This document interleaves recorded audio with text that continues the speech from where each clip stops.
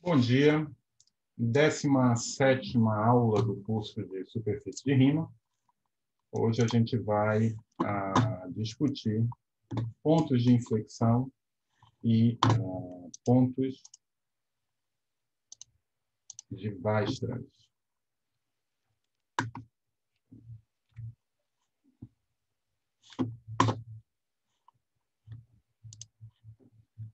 Mas como de costume, vamos começar com uma breve revisão do que a gente fez da última vez. A gente definiu e discutiu superfícies de rima hiperelípticas, né? São aquelas que admitem uma aplicação holomorfa em P1 de grau 2, né? Superfície de gênero maior ou igual que 2. A gente já tinha visto que toda superfície de rima de gênero 1 admite uma tal aplicação, e tem uma classe distinguida de superfície de rima de gênero maior ou igual que 2, que são essas que admitem uma aplicação de grau 2 em P1. A gente mostrou, né, que a partir dos dados dessa aplicação, né, a gente consegue reconstruir essa superfície de rima. Essencialmente, a gente via que quando você tem uma aplicação de grau 2, em P1 ou em qualquer outro lugar, você tem uma involução em X, você pode permutar as fibras de X, e os pontos fixos dessa involução são em número de 2G mais 2, e eu posso reconstruir essa superfície fazendo essa construção, né, considerando o fibrado OP1 2G mais 2, uma seção que anula exatamente nos pontos críticos, e tomo um recobrimento duplo, ramificado ao longo desses pontos para reconstruir a minha superfície hiperelíptica. Um corolário dessa construção, dessa descrição, é que o conjunto das classes de isomorfismo de superfícies hiperelípticas de gênero 2 está em bijeção, com 2G mais 2 pontos distintos de P1 módulo automorfismo, né? E essa descrição também nos permitiu descrever de forma explícita as diferenciais holomorfas numa tal superfície hiperelíptica. Como consequência, a gente conseguiu descrever, com bastante detalhe, a aplicação canônica, né? A aplicação definida pelo sistema linear canônico em uma superfície hiperelíptica, e vimos que ela se fatora por essa aplicação quociente, né? Pela aplicação P1, e a imagem é uma curva racional, se chama curva racional normal de grau G menos 1, com uma parametrização explícita dada desse jeito. Acho que tem um probleminha aqui, deixa eu pensar 2 segundos, quando o gênero é 2, então curva de grau G menos 1, aqui é um G menos 1. G menos 2, menos 2, menos 1. Então, a gente viu que para uma superfície de rima de gênero maior ou igual que 2, o sistema linear completo define um mergulho se somente se X não é hiperelíptico. Além disso, X é hiperelíptico, então a aplicação definida pelo sistema linear canônico é isomorfa pela imagem da aplicação. Agora, um ponto que a gente me parece, de certa maneira, até um pouco surpreendente, se você pensar. A gente está olhando para essas superfícies de rima de gênero G, assumindo que é hiperelíptica, e uma vez que elas são hiperelípticas, bum, eu tenho um divisor na superfície de grau 2G mais 2, formado justamente por esses pontos críticos, pontos críticos dessa aplicação, né, que ela é única, como a gente viu também, ou ainda, se você quiser, eu tenho esses 2G mais 2 pontos fixos para involução hiperelíptica. Então, comecei com a superfície, assumi que ela é hiperelíptica, construí um divisor nela, canonicamente associado. Isso, num primeiro momento, para quem está vindo do mundo real, né, de topologia diferencial, que chega aqui no curso de superfície de rima para outros mesmo, parece uma coisa notável, né? Então, os pontos numa superfície de rima não são todos iguais. Numa superfície de rima hiperelíptica, a gente tem um conjunto de 2G mais 2 pontos distinguidos. Então, hoje, nessa aula, a gente vai tentar ver que essa existência desses pontos distinguidos não acontece só para a superfície de rima hiperelíptica, mas também acontece para uma superfície de rima qualquer, de gênero Marburg 2. Então, para começar, vamos revisitar o que a gente já conhece, né? Então, eu vou pegar uma aplicação agora, um divisor de pontos críticos de uma aplicação qualquer. Pegar uma aplicação φ de x em P1, né? X é uma superfície de rima. Precisa assumir que ela tem gênero qualquer, não precisa fazer nenhuma hipótese sobre o gênero. E eu quero tentar descrever o divisor de pontos críticos. Tá? Então, a gente sabe que se há uma aplicação de x em P1, eu posso considerar o fibrado L em x, que é justamente o φ' de O P1. E a minha aplicação, então, vai ser definida por duas seções, né? σ0 e σ1, do feixe associado. E a minha φ pode ser expressa localmente por o quociente dessas duas seções. Então, ainda mais explícito, né? Se essa é uma seção de L que não se anula em um ponto P, eu posso escrever a σ0 e σ1 como múltiplos holomorfos de S. E como expressão local para a minha φ numa vizinhança desse ponto, eu posso escrever ela como uma composição da aplicação que vai de um aberto U contido em x em C2, que leva x nas duas funções, com justamente a projeção de C2 em P1. Então, quero tentar entender o que está acontecendo na vizinhança de um ponto crítico de φ. Vou supor que P é um ponto crítico para φ. Então, eu vou fazer aqui um desenho real, mas que acho que ajuda a esclarecer.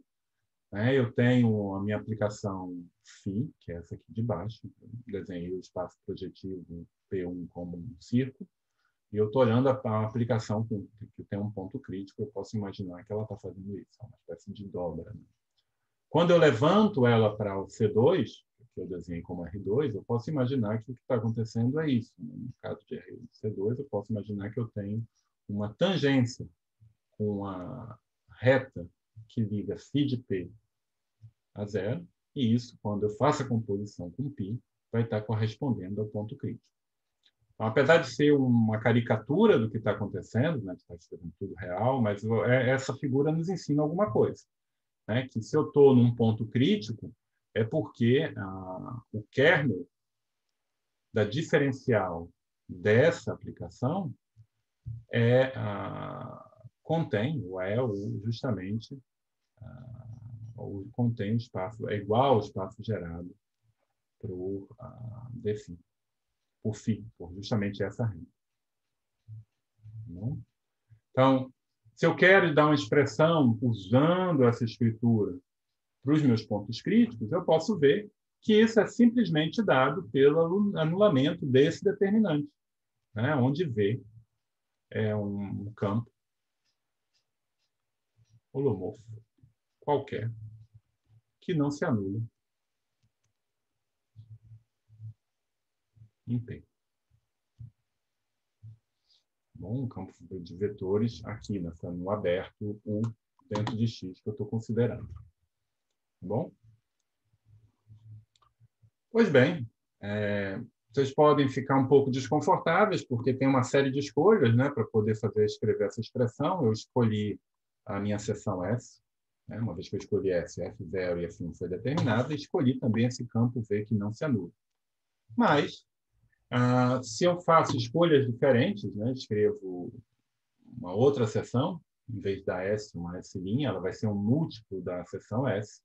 Então, isso vai se traduzir nas funções que F0 vai ser um múltiplo de A, e F1 vai ser um múltiplo de G0, e F1 vai ser um múltiplo de G1, do mesmo jeito. E se eu tenho dois campos que diferem para uma função B, então eu posso fazer as contas e ver que o que esse determinante está fazendo, né, é que ele não é igual para essas novas escolhas, mas a mudança, a diferença, eu posso exprimir aqui o A igual a U. Eu posso exprimir com o auxílio justamente dessas funções que estão aparecendo ali. Tá?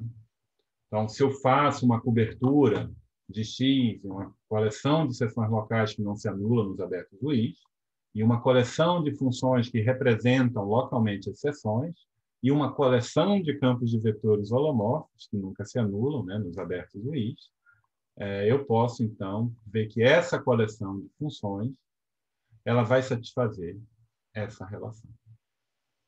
Dito de outra maneira, essa coleção de funções, ΔI, pode ser vista como um elemento do H0 com respeito a essa cobertura do fibrado ω1 de X, tensor ao quadrado.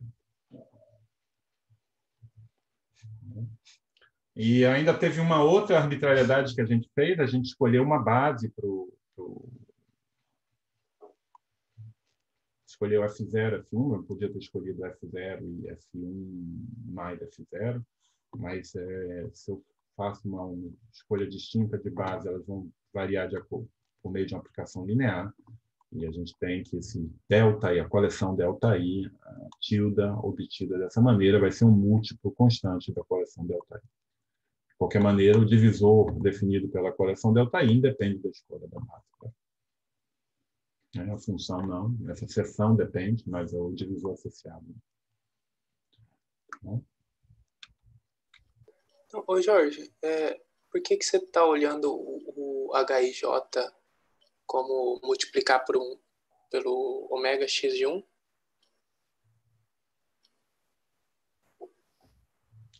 Esses são campos de vetores, né? Ah, é campo de vetor. Tá, verdade. Eu tenho que o TX dual igual a ω1 de X.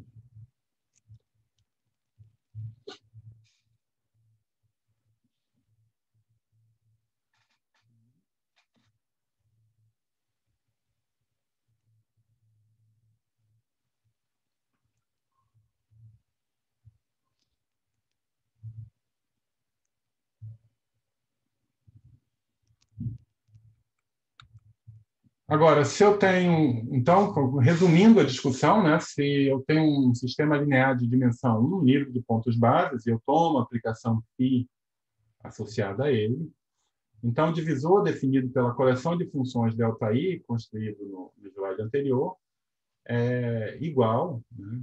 A gente pode olhar localmente como o grau local de φ menos 1 vezes P, e o número de pontos críticos vai ser justamente o grau do fibrado,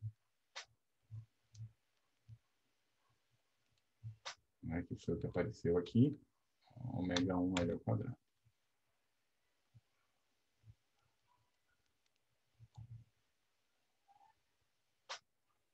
Bom, então, esse 2G mais 2 é o grau de ω1 e 2L é o grau de L ao quadrado.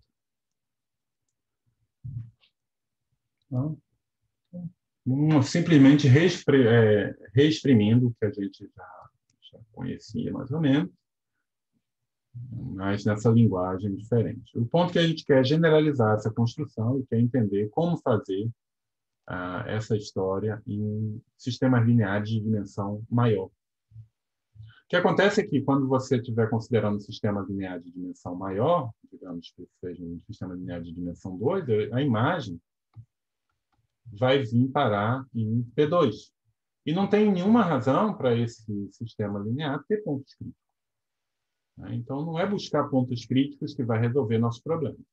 Mas a ideia é que, agora, como eu estou vendo curvas mergulhadas em P2, a ideia é substituir a busca por pontos críticos pela busca por pontos de inflexão, que vão ser pontos em que a reta tangente tem um contato maior do que o esperado. Vamos tentar deixar isso um pouco mais preciso. Né? Isso é feito por meio de Wronskiano. Né? Vamos rever o que a gente acabou de fazer. Então, no caso que o meu aberto, a minha superfície X é um aberto de C, né? E eu escolho o meu campo como o campo simplesmente a derivada do campo de dx, e tomo L como OX, a construção anterior é simplesmente isso, né? Vou pegar duas funções linearmente independentes e vou calcular a derivada. Vou colocar aqui na segunda linha e vou tomar o determinante. Tá bom? Agora, essa construção, não sei se vocês já viram em curso de equações diferenciais ou em outras situações, ela se generaliza. Na verdade, isso é um caso particular de uma construção geral, em que eu pego R mais uma funções e formo uma matriz quadrada colocando como linhas derivadas sucessivas, derivada da linha anterior. Isso aqui é a matriz Wronskiana.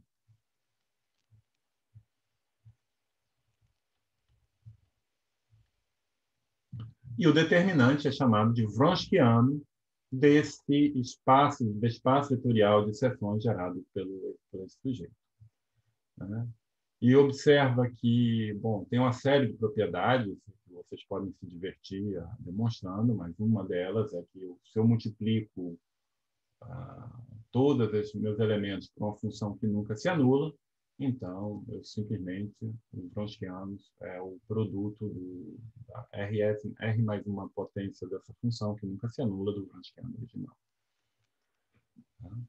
E uma proposição que eu convido vocês a tentarem demonstrar, mas também vocês podem procurar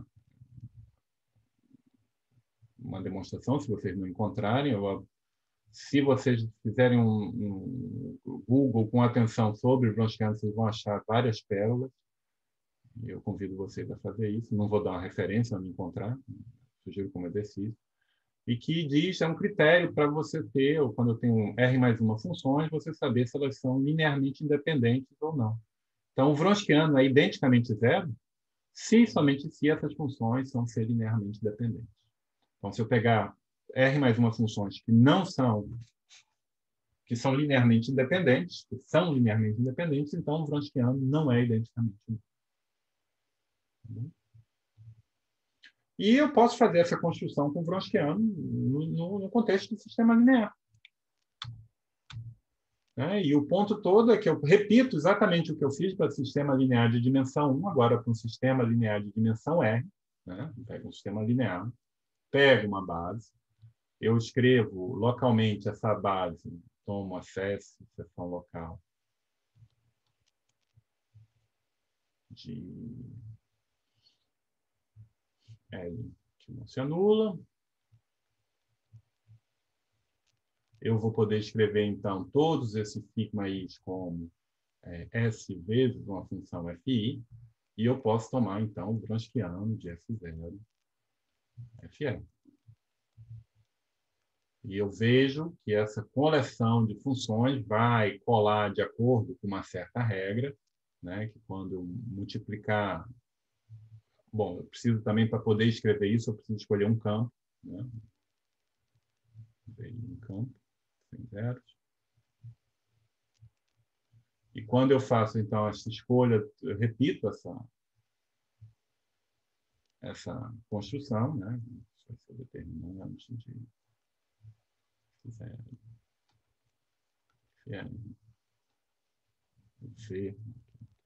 V de F0, V de FR, por aí vai, V, R-1, não, R de R0, VR de FR. Fazendo essa construção, eu obtenho uma sequência, uma coleção de funções, né, holomorfas indexadas pelos abertos, né, da minha superfície, e que vão colar de um certo jeito, vão ter um cociclo de colagem que você verifica que é justamente esse cociclo. Né? Por que acontece isso? Lembra, o ômega 1 está vindo da transição do V. Né? Então, aqui, olha, a transição do V nessa primeira linha não aparece, vai contar com multiplicidade 1. Aqui eu estou aplicando o V em F0, multiplicidade 0, vai contar com multiplicidade 1. Na linha 2, ele está aparecendo duas vezes, vai contar com multiplicidade 2, até contar com multiplicidade R. E a dos Fs vai aparecer com multiplicidade R mais 1. Tá bom? Então, esse aqui é igual somatório de de.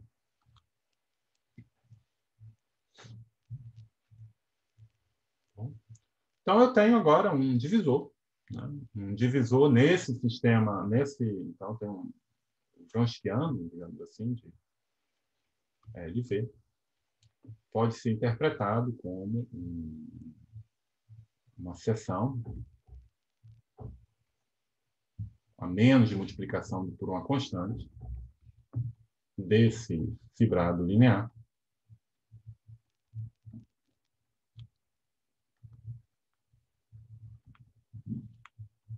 E que está, canonicamente, que está associado ao sistema linear LV. Bom, esse é o divisor de inflexão. Então, eu peguei o projetivizado, eu posso olhar para o conjunto de zeros, o divisor associado é o divisor de inflexão.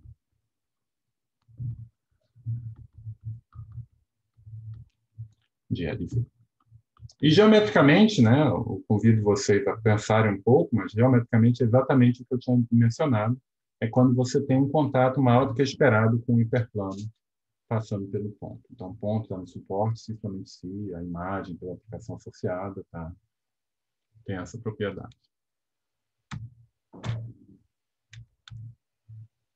E um caso particular importante é quando eu pego o LV como sendo igual o Kx, o ômega 1 de x, e o V como sendo todo o H0. Isso aqui a gente já acordou de denotar por Kx, assim. Sistema linear completo. Então, o divisor de inflexão para esse sistema linear é o divisor de Weierstrass.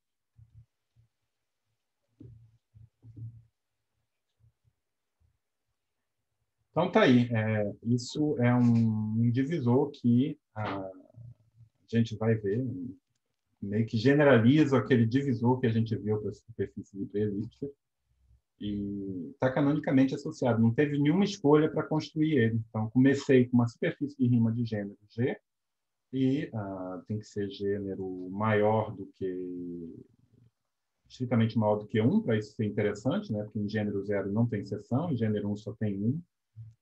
A partir de gênero 2, eu tenho um divisor cujo suporte, né, ele é, como é o nome? Canonicamente associado à minha superfície. Né? Então, lembre que aqui nesse caso, então, esse aqui é um divisor de grau ômega 1 de x. Nesse caso, o R é G-1, né? Então, G. Então, R é igual a quê? É G-1, então fica G-1 vezes G sobre 2, mais que eu tensor. Novamente, agora o L é o próprio ômega 1. E aqui está aparecendo G mais 1, né? Não, é G. Então, o grau disso é o quê? O grau de ômega 1 de x é 2G menos 2, vezes G menos 1, G, dividido por 2, mais 2G menos 2, G. Né? Então, fazendo a conta, aqui fica G menos 1 ao quadrado, mais G, 2G menos 1. Então, fica G menos 1, G mais 1, se eu não me engano.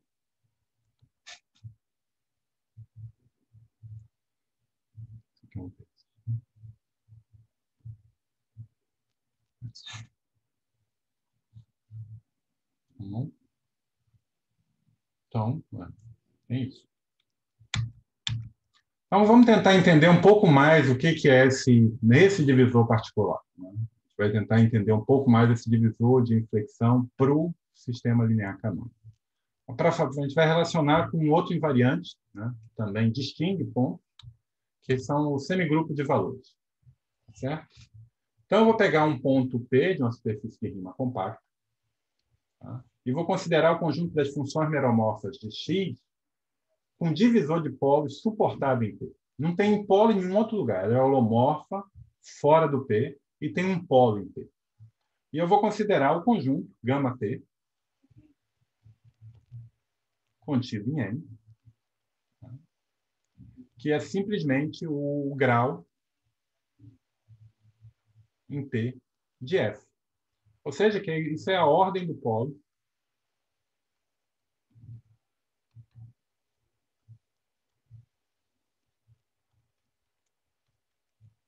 bom?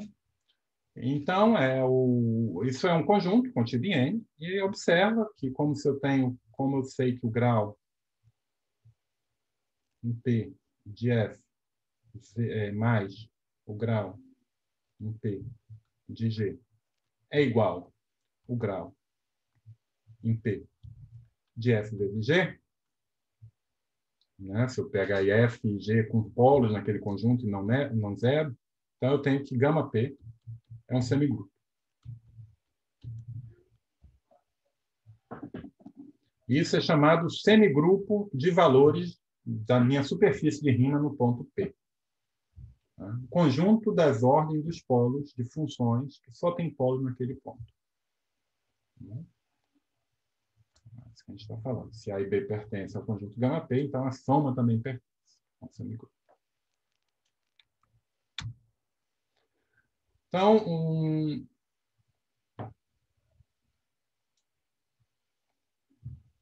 então, tem essa proposição que ajuda bastante a entender esse invariante, né? Quando eu tenho uma superfície de rima de gênero G e eu tenho um ponto P, então o semigrupo de valores possui essas três propriedades. A primeira é que K pertence a gama P se somente se H0 de x, OX, KP é igual a H0 de x, O de x, K menos 1P mais 1. Tá bom? Porque se eu pego uma seção S aqui,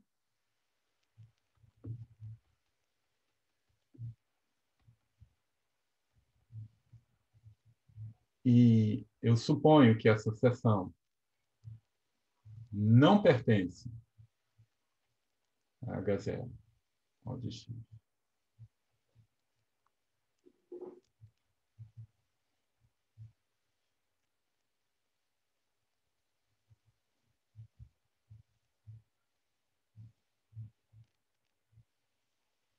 Não, desculpa, o contrário. Se eu pegar uma seção S, o que eu estou falando?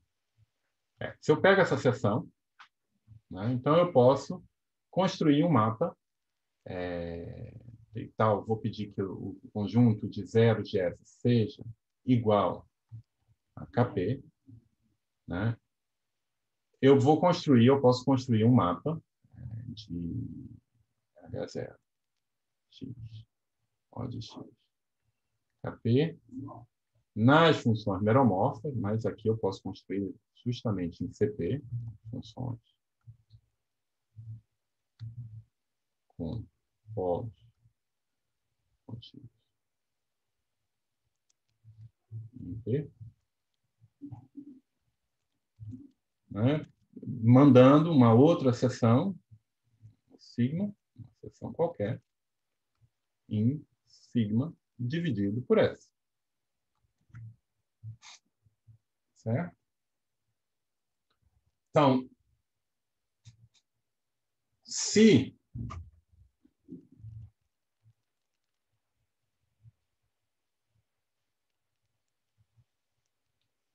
eu tenho uma seção em H0, O de x, KP, mas que não é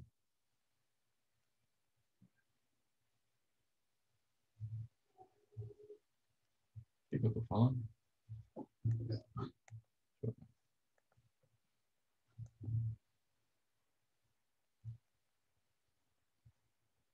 mas que não é.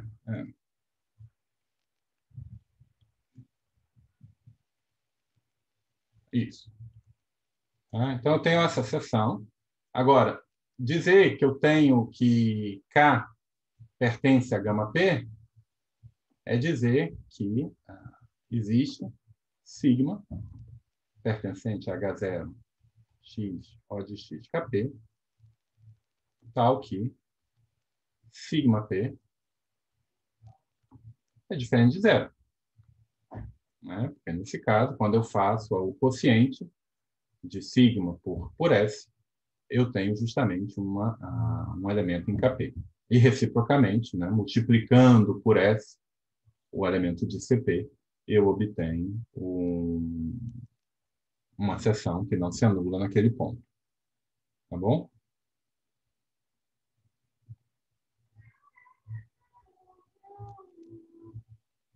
Então, para mostrar que eu tenho essa coincidência, né, que pertence a Kp, eu tenho que mostrar que existe uma seção. Eu posso considerar a minha aplicação de O de x Kp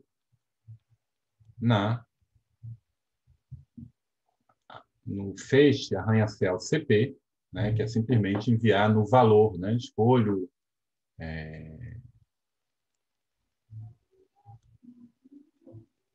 no valor da seção. Mais precisamente, né, lembra que a gente já fez isso algumas vezes, a gente olhava para esse mapa, essa inclusão, né, dado simplesmente multiplicação por uma seção que se anula em P e ia para C.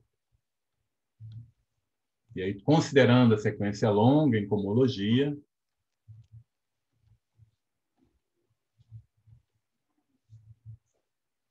a gente vê como eu quero que essa aplicação seja diferente de zero. Isso é a mesma coisa de pedir que o núcleo dela não seja tudo. Então, essa dimensão tem que ser menor do que a outra, e a gente sabe por Riemann-Roch que a diferença é no máximo. Então, isso é o item 1. Então, o item 2 é dizendo que se K for pelo menos 2 e G for maior ou igual que 2, então K, não, se K for maior que 2 e K for maior que 2G, então a K pertence a gama P. Então, o que a gente está falando? Eu tenho um semigrupo, né, que eu tenho 0, 1... Se G é maior ou igual a 2, né? Se G é maior ou igual que 2. 3. E aqui eu vou ter 2G.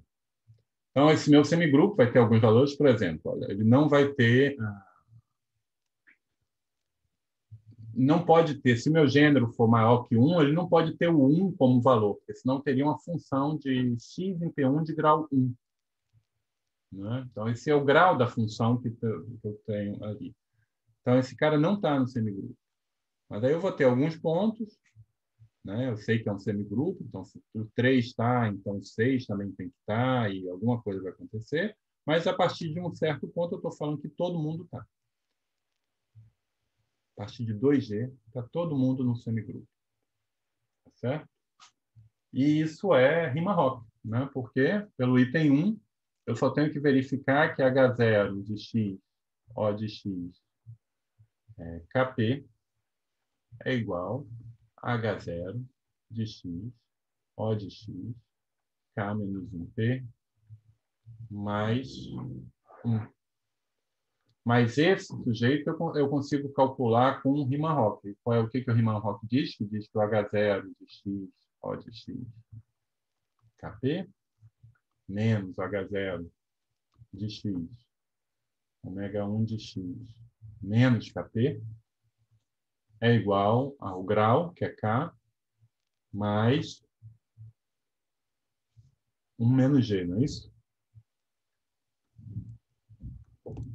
Agora, a minha hipótese é que o K é maior ou igual que 2G. Então, esse sujeito, esse fibrado, tem grau negativo. Então, isso é zero. Da mesma maneira, eu faço a mesma fórmula para o H0 de x cai a menos 1p. Né? E eu vou obter também a mesma coisa.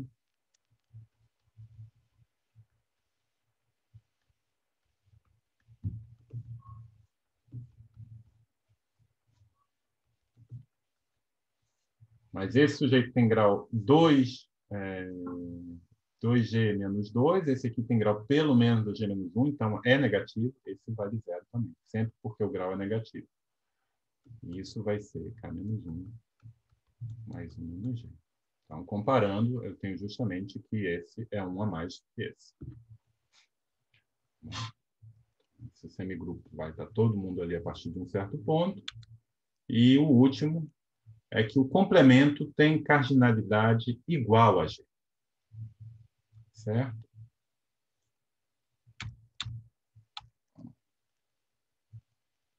Acho que eu precisava de mais espaço. Vou botar aqui. Né? Então, o terceiro é o complemento, que é N menos gama P. Cardinalidade é igual a G.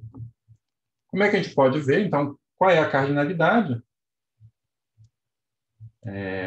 Então, para calcular a cardinalidade, a gente usa o item 1, né? Que a gente sabe que o x pertence a gama, se somente se o H0 do ODX KP e o H0 de ODX K menos 1P diferem de 1. Então, o que a gente vai fazer? Eu vou exprimir isso como um somatório de K igual a 1 até infinito de 1 menos H0 de x O de x KP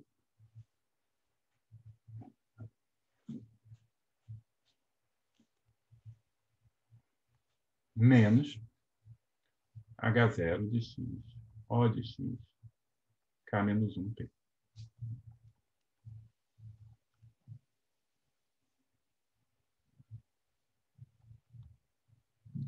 Certo? Mas isso eu posso escrever como um limite, quando k vai para infinito, de k menos H0 de x O de x KP menos H0 de x O de x. Né? Por que eu posso fazer isso? Eu sei, olha, que quando k é grande, eu sei que essa soma é zero, foi o que a gente mostrou no item 2. Né? Porque para k maior do que 2g, isso não muda. Mas então, eu posso transformar essa soma em uma soma finita. Mas quando eu escrevo uma soma finita, o que eu obtenho aqui é uma soma telescópica. Tá? Então, não importa onde eu pare, vai ficar envolvendo só esses uns, que vão ter, eu paro em k termos, e depois vai ficar só o K maior e o K menor, que é zero. Bom, então, fazendo isso, eu obtenho essa coisa, e eu sei que isso é igual ao limite de K menos, aplicando Riemann-Roch, eu tenho aqui K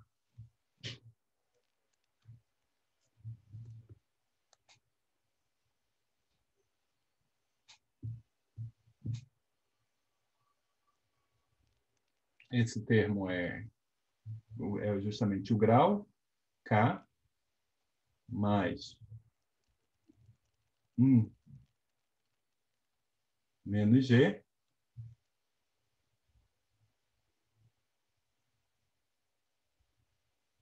menos G, menos 1 menos G, ou H0 é 1. Menos 1, perdão. Então, isso me dá G. É o que a gente queria demonstrar. Bom, então foi isso aqui que a gente demonstrou, né, que esse complemento do grupo, do semigrupo gama, tem cardinalidade igual a G. É o chamado conjunto de lacunas. As lacunas de gama P. bom? Para vocês se habituarem com essa coisa, deixo eu como um pequeno exercício, é mais vocês pensarem o que é a definição, é que se eu tenho uma superfície de gênero G, e se eu escrevo as lacunas como sendo, é sempre uma lacuna, né, porque eu não tenho aplicação de grau 1, e eu escrevo elas dessa maneira. Então, você pode se perguntar quando que essa soma é máxima, né? Porque G lacunas, eu posso fazer, então, para essas G lacunas X, já sabe que começa no 2, né? Porque o N1 é igual a 1. E a afirmação é que essa soma é maximizada justamente quando eu tenho o seguinte conjunto de lacunas. N1 igual a 1, N2 igual a 3, N3 igual a 5, N4 igual a 7, ou seja, quando eu tenho como lacunas os números ímpares. Então, isso aqui é NK igual a 2K menos 1.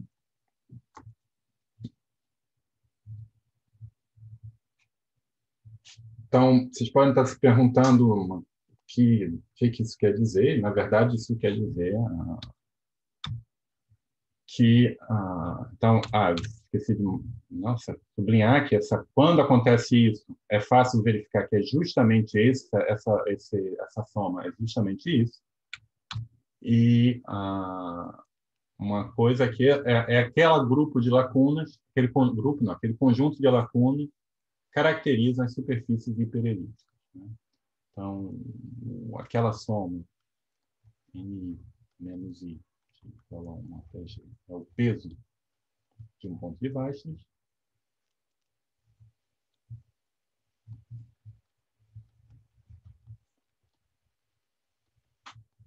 E a gente tem que uma superfície de gênero G é hiperelíptica se somente se possui um ponto de Weierstrass com aquelas lacunas, que é G.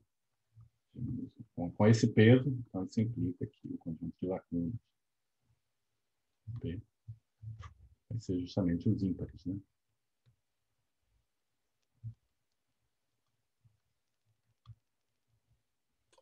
Tá? Então, a proposição anterior é só aritmética, né? Não precisa nada de... Não. Tá.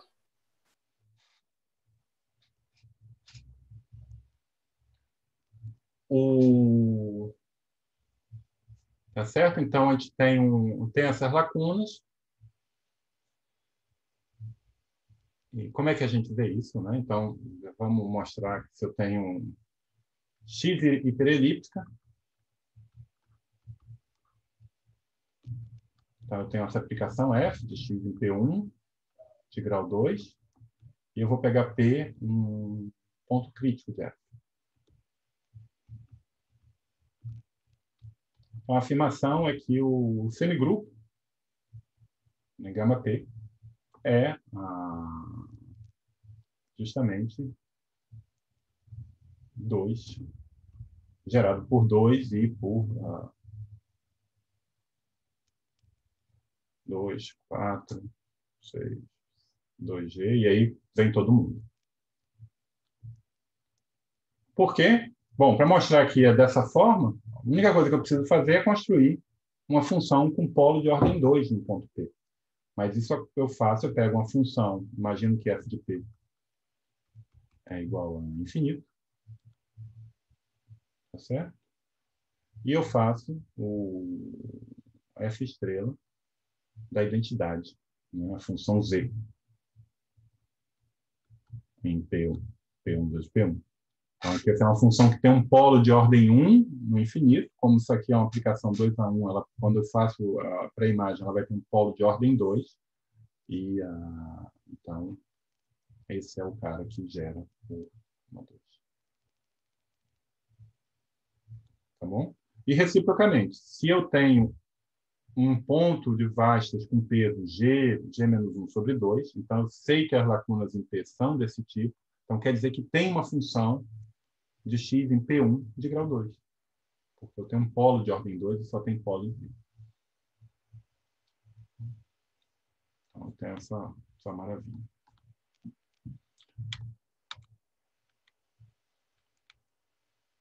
Tá? Então, começamos falando de pontos de inflexão, especializamos para o divisor canônico, e agora a gente mudou de assunto e foi falar de outra coisa, que era semigrupo de valores. Mas o que acontece é que são a mesma coisa, ou estão relacionados, né? Então, esse é o divisor de Weierstrass que a gente já definiu. E o que acontece... Então, eu tenho que, se... quero relacionar agora o divisor de Weierstrass com o semigrupo de valores, né? Então, vou pegar uma superfície de Riemann e eu vou pegar um ponto qualquer. Então, eu tenho essa expressão, que isso é consequência do Riemann-Roch, né? Perceba, esse menos esse é igual ao grau 1 menos g, ou esse menos esse também. Então, se colocando tudo junto, já a expressão do tipo que a gente viu, a gente tem essa igualdade, né? Se 1 aqui é a diferença dos graus do NP e do N menos 1P. Né? Então, isso me permite dizer que N pertence a gama T. Né? Lembra que esse N é gama P. Se, somente se, o valor do O de x N menos O de x N menos 1P era igual a 1. Né?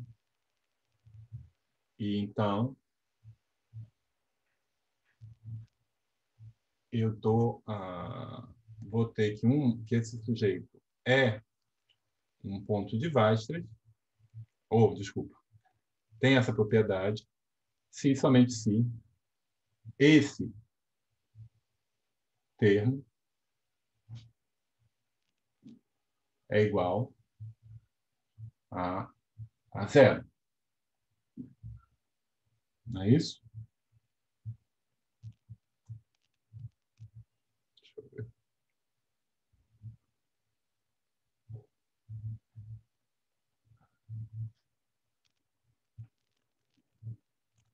Mas logo, se essa...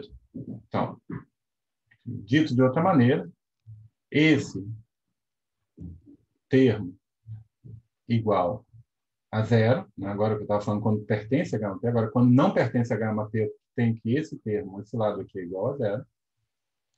E, portanto, como eu tenho esse mais 1, eu preciso que esse seja igual a esse mais 1. Não é isso? Então, se eu traduzo em português, isso quer dizer que eu tenho uma seção que está aqui, mas não está aqui. Então, eu tenho uma seção de ômega 1 de x, que tem um zero de ordem n menos 1, mas não possui um zero de ordem n, e é isso que a gente está falando.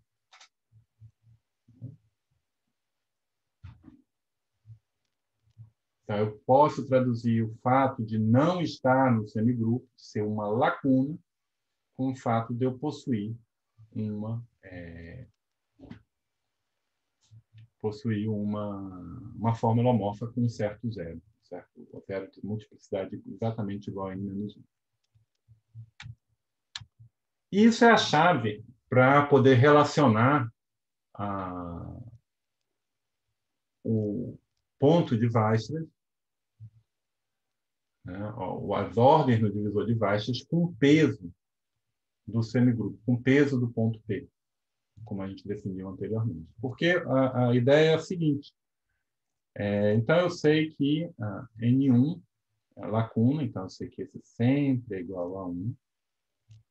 Né? Então, eu tenho esse menor do que N2. Então, aqui são as lacunas.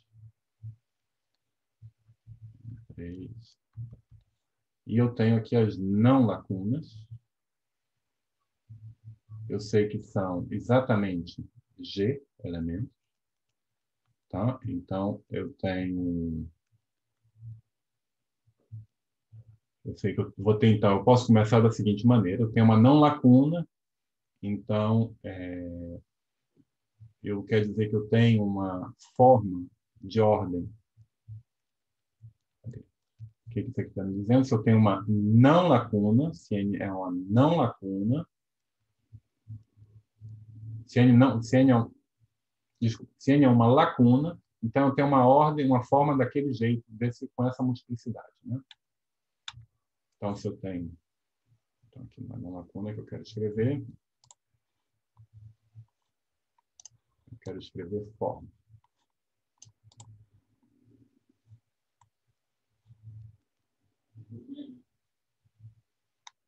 Bom, então aqui eu vou pegar a forma diferencial.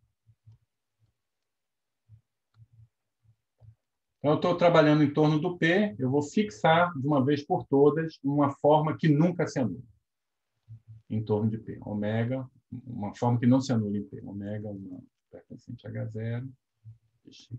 Ômega 1 de X, ômega não se anula em P.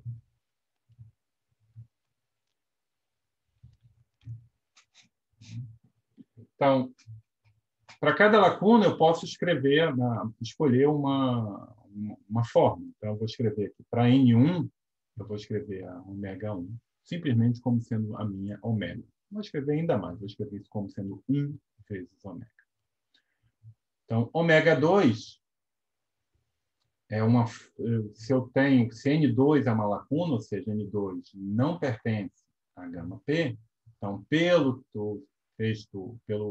slide anterior, né, eu vou pegar T, coordenada local, que não se anula em P, que se anula em P. Bom, então, se eu sei que vale isso, o N2 não pertence à gama P, então eu posso escrever a minha ômega 2 como T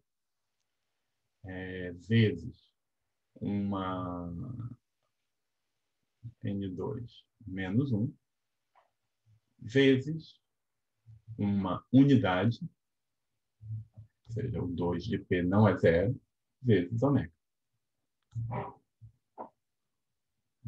Talvez esse 1 aqui ficasse melhor escrever como 1, só para fazer o sentido. A mesma coisa eu posso fazer para ômega 3.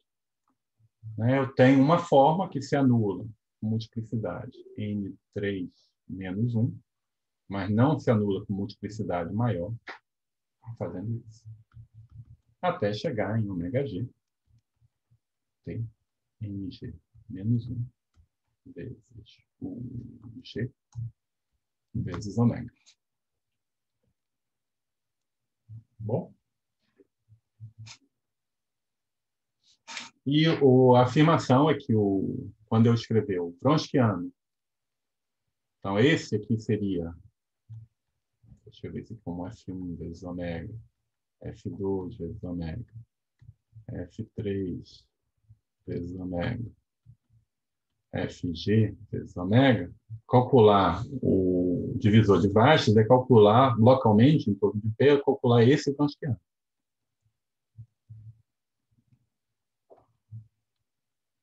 Né? Tomando, por exemplo, o campo V igual a D dt. Então, a afirmação é que se eu pegar esse determinante, F1, estou vendo todos esses F's como funções de T. Né? Então, esse aqui é justamente 1. Né? Então, eu simplesmente dividir por tudo.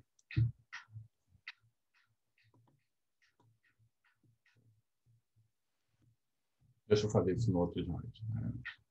Anotação. Então, o que eu estou fazendo?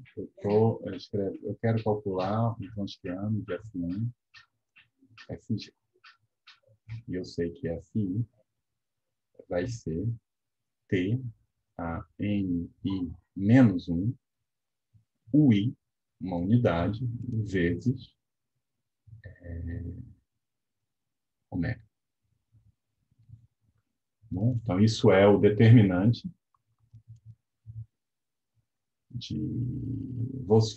eu escolhi o F1, né, como sendo 1.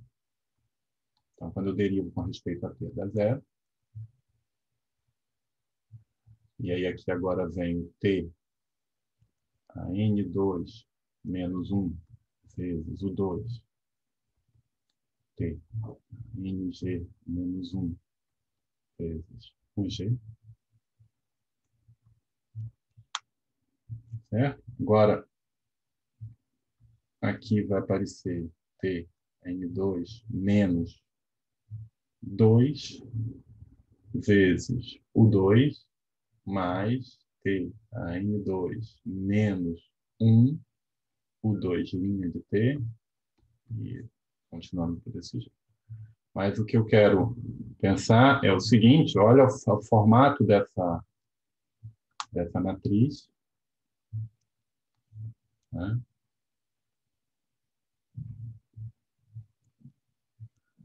Então, você pode meio que começar uma recorrência aqui, como isso virou uma matriz quadrada. Você calcular o Wronskiano dessa coisa toda, vai ser calcular o Wronskiano esse determinante menor, tá certo? Eu posso incorporar esse termo aqui dentro para virar uma outra unidade, né? Então, esse fator aqui vai ser T, a N2 menos 2, que multiplica o 2 mais T, o 2'. Então, esse sujeito também não se anula em T igual a zero. Então, eu posso chamar isso aqui de novo 2 tilde.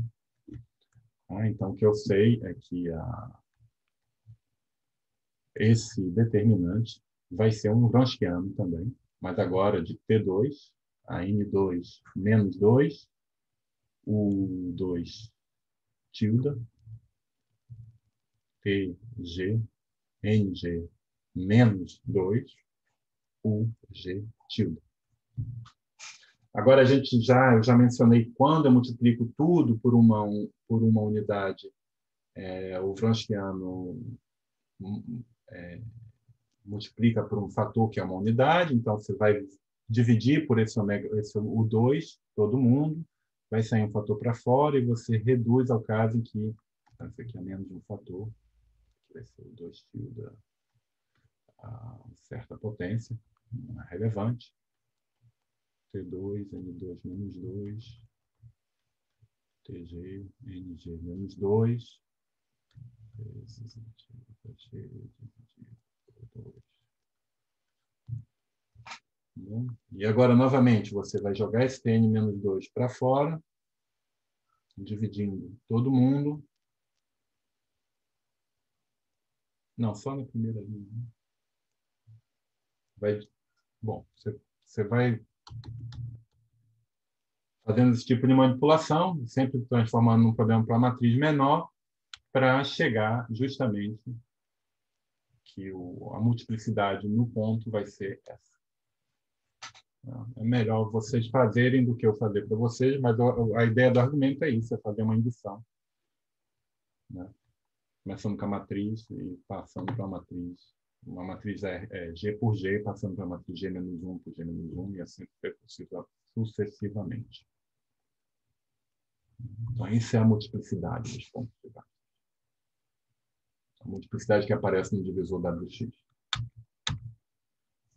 E um corolário simpático, né? Lembra que o grau do WX era G menos 1, G mais 1. Né? E a gente acabou de verificar que... Onde é que está?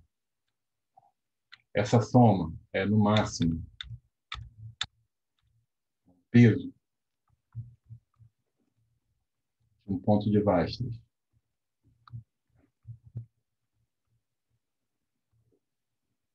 É menor ou igual que G menos 1 sobre 2. Então, juntando essas duas coisas, eu tenho que o número de pontos de Weierstrass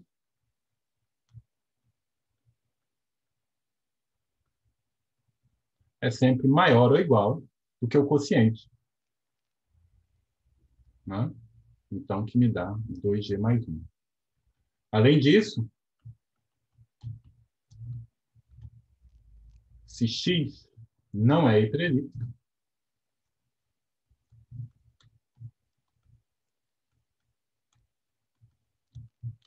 então, esse número é maior do que 2G mais 3.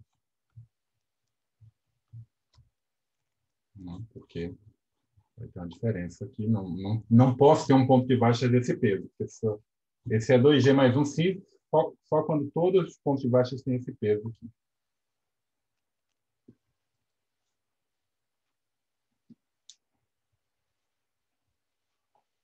Tá bom? E isso vai me permitir a gente mostrar esse teorema simpático, né? O teorema de Schwartz, importante na teoria, né?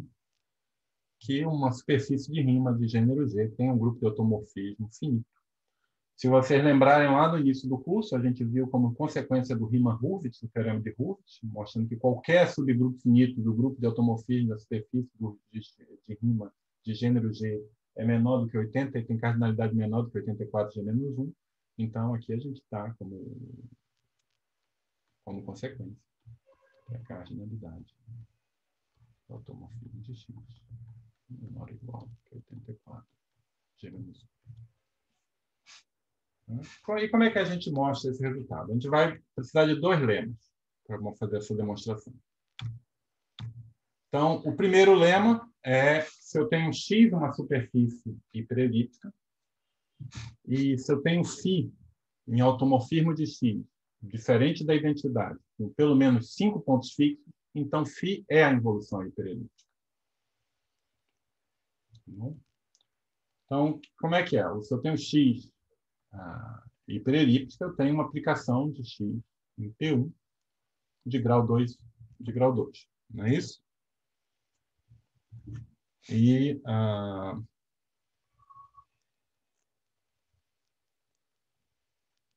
então, eu posso considerar, eu tenho esse automorfismo, posso considerar F composto com φ. Isso também é uma aplicação de X em P1 e também tem grau 2. Mas a gente viu na aula passada que, nesse caso, existe φ, um automorfismo, psi, um automorfismo de P1, tal que a psi composto com F vai ser F composto com φ. Tá bom? E observa o seguinte. Se eu tiver um ponto fixo,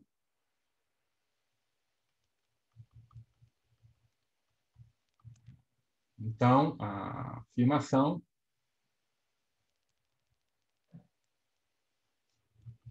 tem um φ de P igual a P, então a afirmação é que psi de P ou psi de F de P é igual a F de P. Né? O que é claro daqui, né? Se φ de P é igual a P, então isso aqui é F de P, então psi composto com F de P tem que ser igual a F de P. Então, o que está fazendo é que essa psi ela preserva os valores, pelo menos, 5 valores críticos de F. Ou, pelo menos 3 valores críticos de F.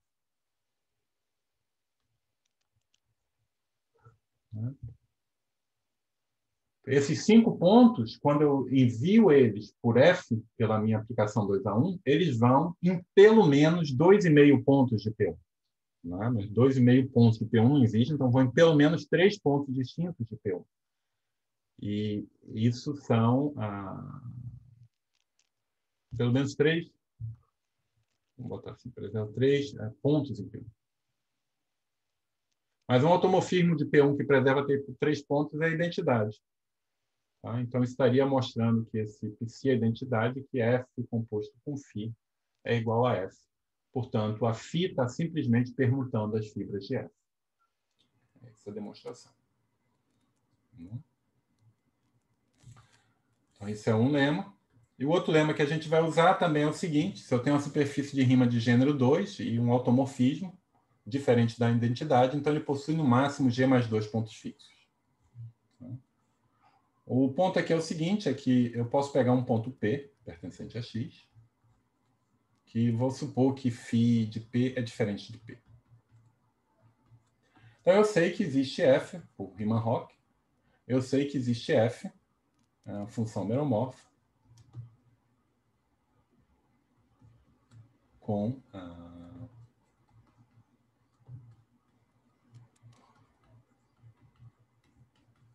um polo de ordem G mais 1 em P. Não tem polo em ordem lugar nenhum. Nenhum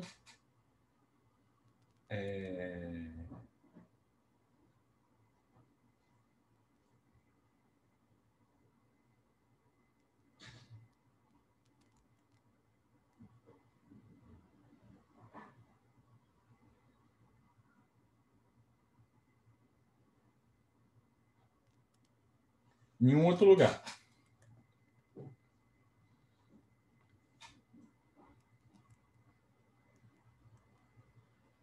Tá certo?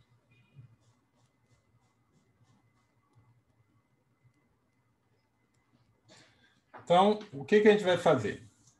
Vai considerar agora a função g igual a f menos f composto com φ.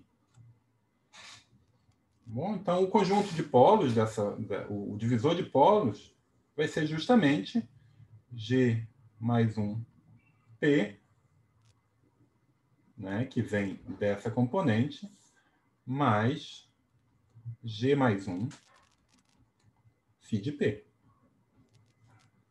Estou assumindo que são diferentes. Tá? Então, essa função possui um divisor de polos de grau 2g mais 2. Agora, os pontos fixos da minha aplicação φ, eles estão contidos no divisor de zeros. Né? Porque se f composto com φ, se φ de p é igual a p, então g de p é igual a zero. Mas esse divisor de zeros tem grau, no máximo, o divisor de polos. Tem grau igual a 2g mais 2. Então, tem no máximo 2g mais 2 pontos.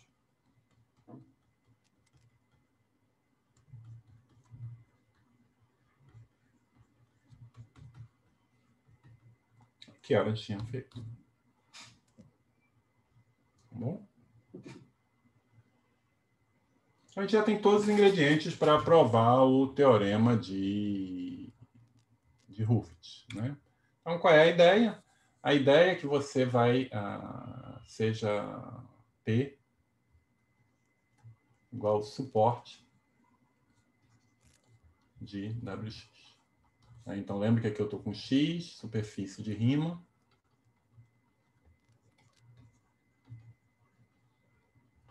De gênero G maior ou igual que 2. Tá bom? Então, eu tenho o suporte, que é um conjunto finito de pontos de X. E como esse WX é definido de forma intrínseca, né, não tem nenhuma escolha envolvida, a gente vê que eu tenho uma aplicação dos automorfismos de X nas permutações de P.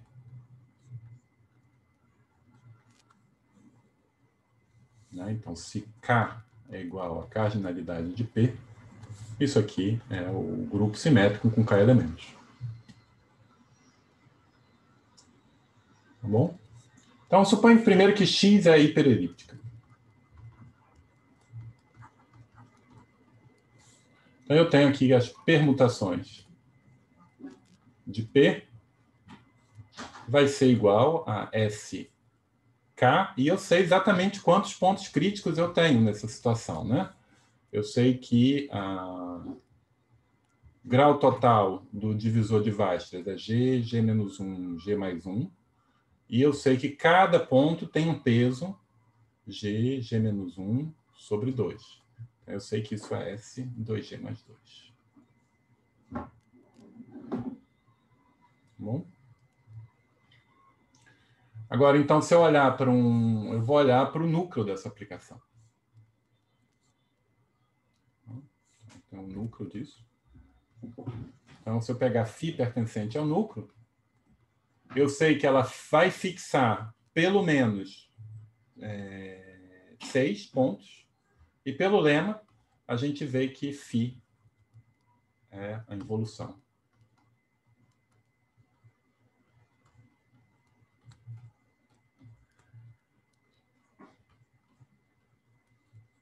certo?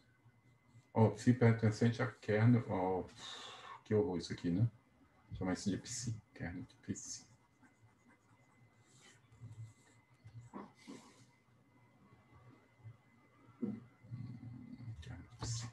Então, isso me permite dizer que, nesse caso, a cardinalidade do automorfismo de X vai ser 2 vezes, vai ser menor do que, vai ser exatamente 2 vezes a imagem, a cardinalidade da imagem de psi. Portanto, é menor do que 2 vezes 2g mais 2 fatorial.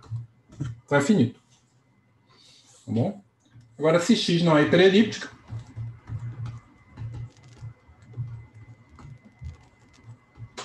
a gente sabe que a cardinalidade de P, que é o nosso K, é pelo menos 2g mais 3, e o que a gente tem é que psi é injetivo. Logo, também, finito.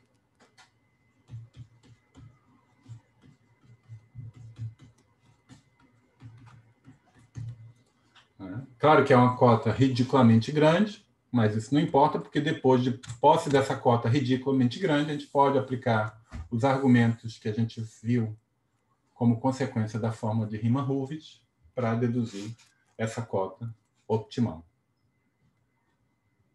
Optimal para uma infinidade de gêneros, mas não para todo gênero. Então, um exemplo, se vocês quiserem, é um exemplo famoso, que foi muito importante para o desenvolvimento da teoria de superfície de Riemann, é a quártica de Klein.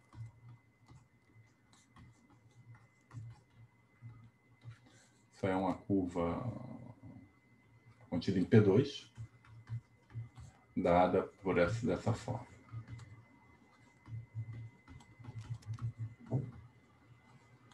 Então, X. Então, isso é uma curva de gênero 3, com 84 vezes 2, 168 automorfismos distintos.